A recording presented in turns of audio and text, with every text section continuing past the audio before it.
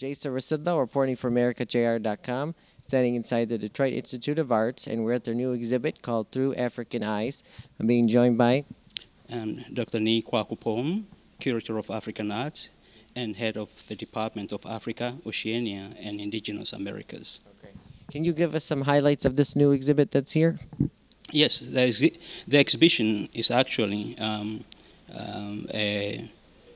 exploration of the artistic forms that emerged from 5 centuries of African interactions with Europeans. As you go through the exhibition, you start off first with works of art that deal with the first encounters between Europeans and Africans, and then you move to a section dealing with European trading activities and the impact of the European trade on African cultures. It deals with both trade in commodities and also the human trafficking, that took place. Then you go into a section that deals with European settlements in Africa and how Africans now living very close to Europeans manage to observe Europeans closely and to develop a new aesthetic about how to represent the European. In addition, it deals with the European lifestyle, artistic forms that deal with the European lifestyle, like alcoholism, and also African emulation of European culture. Then it goes into a section that deals with how the European presence impacted African spirituality. You'll find objects that deal with Christianity in Africa, as well as objects that deal with other types of spirituality, including the belief and spread of the belief in mermaids, for instance. There's a section that deals with European technology and its impact on African cultures, and then a section also dealing with the tensions that arose between European Western education and the African systems of knowledge. But the exhibition takes a turn when you get to the colonization of Africa, when Europeans became colonizers. Africans became helpless and also felt powerless during that period. And as a result, you see a different type of art emerging. That art emphasized mostly satire, mockery, but also you find references to dissent and opposition in the arts too.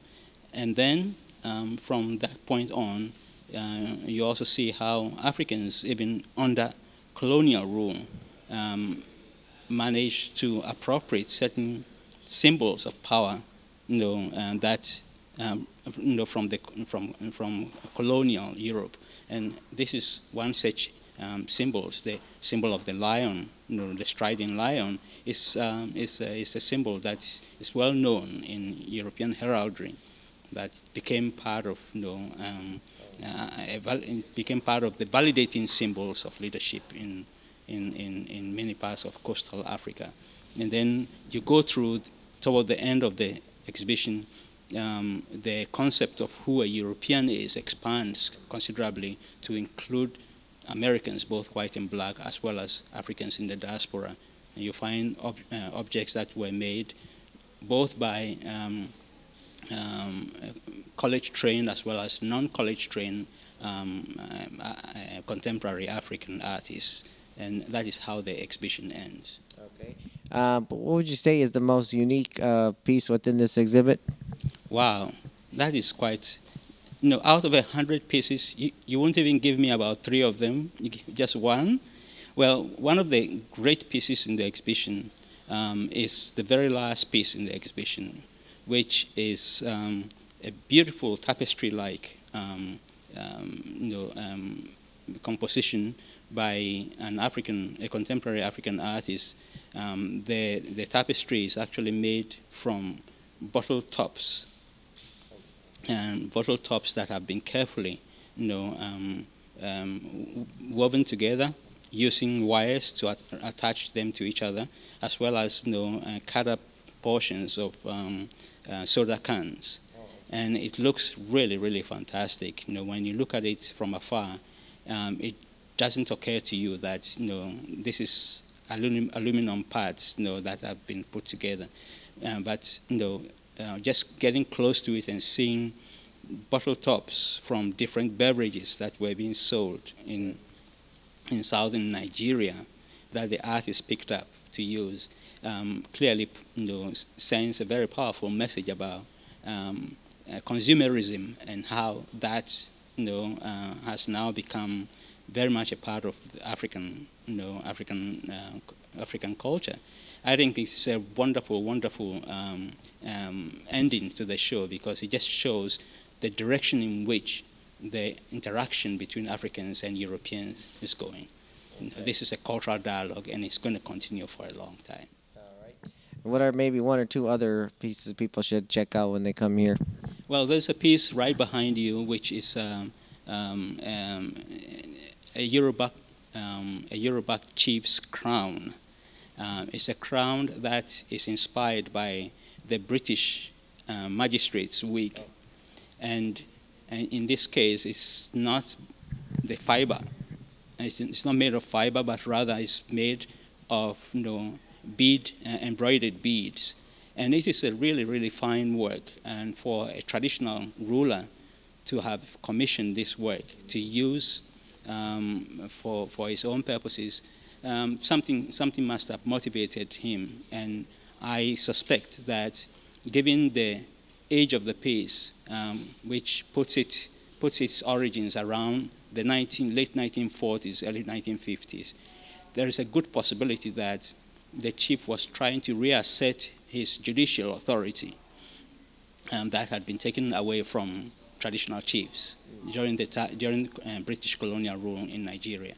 So it is a really fascinating piece, and it is one of my favorite pieces, because it's not only the form of the British magistrate's wig that's been appropriated, but the owner of the piece also had a small cone placed on top of that magistrate's wig, which connects the piece to traditional authority, which means that African leaders and other Africans who were appropriating some of these forms were not interested in just appropriating the forms wholesale, but rather manipulating the forms and reinterpreting them to give them new meanings, within the local context. Okay.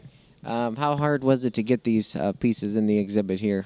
Very hard, very hard. I had to use all the diplomatic skills that I had. I had to follow my director to also sometimes pick up the phone and call other directors. But much of what you see here is the result of relationships that I've cultivated with people over many, many years.